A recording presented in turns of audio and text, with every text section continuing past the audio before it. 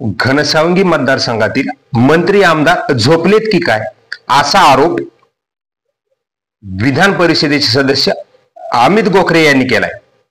घनसावंगी तालुक्यातील दलित वंचित घटकाच्या सामाजिक परिस्थितीची विधान परिषदेचे सदस्य अमित गोखरे यांनी पाहणी केली।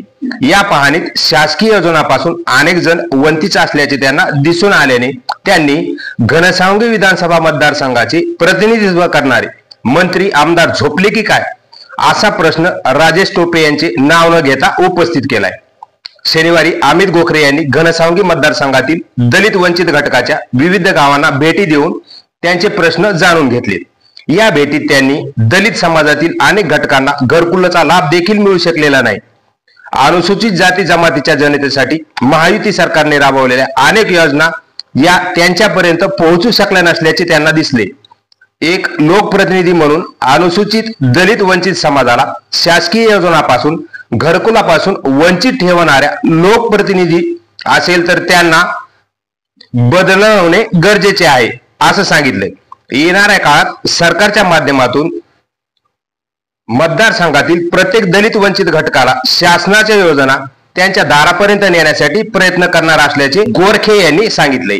यावेळी भाजपाचे सतीश गाडगे यांच्यासह अनेक कार्यकर्ते उपस्थित होते। नमस्कार, मी अमित गोरखे, विधान परिषद सदस्य।